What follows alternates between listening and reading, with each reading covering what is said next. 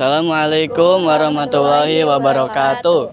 Kami dari kelompok 4 kelas 2A Prodi Pendidikan Bahasa Inggris Universitas Singapura Bangsa Karawang.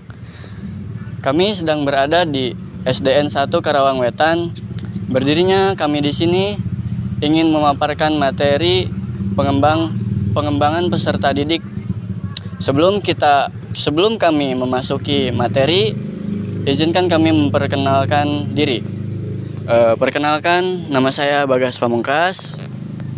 Perkenalkan, nama saya Zuraya Ramadhani. Nama saya Delia Nurul Sifa. Nama saya Salwa Dwi Agustina.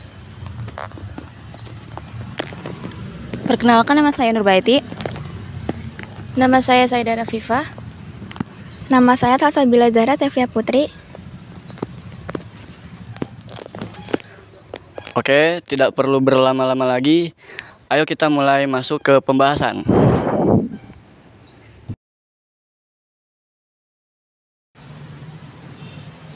Baik, sebagai pembicara pertama, saya akan membacakan tentang perkembangan individu.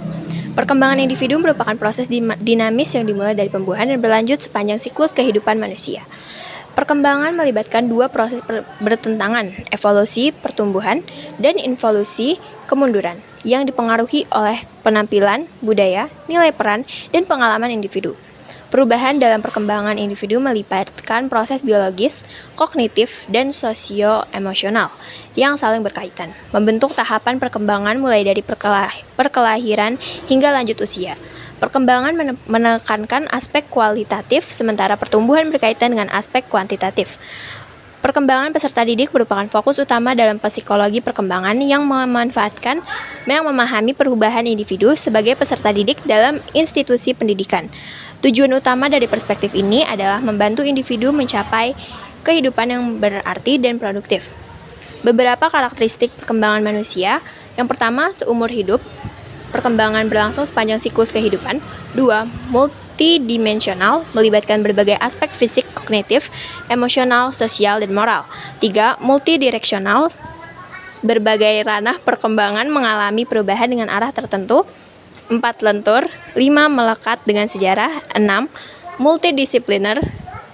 7. Kontekstual. Dan yang terakhir adalah konseptual, yaitu perkembangan dipengaruhi oleh pengaruh tingkat usia, keadaan sejarah, dan peristiwa kehidupan yang non-normatif. Pengertian dan pemahaman yang mendalam tentang perkembangan individu menjadi kunci untuk membantu individu menghadapi perubahan hidup secara produktif dan adaptif. Materi selanjutnya yaitu pengertian PPD dan manfaat mempelajarinya untuk calon pendidik. Perkembangan peserta didik atau PPD adalah pemahaman tentang tahapan perkembangan manusia dan tugas-tugas perkembangan yang mengaruhi pendidikan.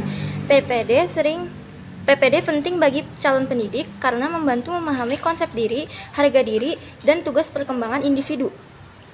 Bagi pendidik, manfaatnya termasuk memberikan gambaran perkembangan manusia, memandu proses pembelajaran sesuai tahapan perkembangan peserta didik, dan mengelola proses belajar dengan memahami kecerdasan serta kelemahan siswa.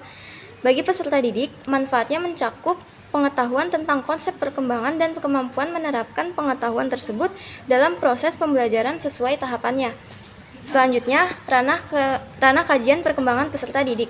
Perkembangan manusia dibagi menjadi 4 ranah utama, yaitu fisik, intelektual atau kognitif dan bahasa, emosi dan emosional, dan termasuk juga moral. Masing-masing ranah saling terkait, seperti ketergantungan keterampilan kognitif pada pengalaman sosial dan kesehatan fisik. Kondisi fisik dan emosional yang baik memengaruhi kemampuan belajar. Perkembangan sosial dipengaruhi oleh kedewasaan biologis, pemahaman kognitif, dan reaksi emosional, saling merefleksikan ranah perkembangan lainnya. Pendekatan perkembangan sepanjang hidup melibatkan perspektif multidisipliner dan dari ilmu biologi, fisiologi, kedokteran, pendidikan, psikologi, sosiologi, dan antropologi, mengintegrasikan pengetahuan dari berbagai disiplin untuk memahami perkembangan manusia secara holistik. Materi selanjutnya yaitu faktor-faktor yang mempengaruhi perkembangan individu. Kajian medis dan psikologi perkembangan menunjukkan bahwa di samping dipengaruhi oleh faktor bawaan, kualitas individu juga sangat dipengaruhi oleh beberapa faktor lain, seperti faktor lingkungan yang tidak lepas dari pengaruh faktor psikososial. Faktor-faktor yang dapat mempengaruhi perkembangan individu adalah yang pertama faktor internal, yang terdiri dari kondisi fisik, adanya faktor gizi atau asupan makanan, stress dan penyakit, dan terakhir kondisi psikis. Yang kedua yaitu faktor eksternal, yang terdiri dari lingkungan fisik dan lingkungan non-fisik. Di antaranya faktor psikososial seperti stimulasi, motivasi dalam mempelajari hal yang baru, dan pola asuh dan kasih sayang orang tua.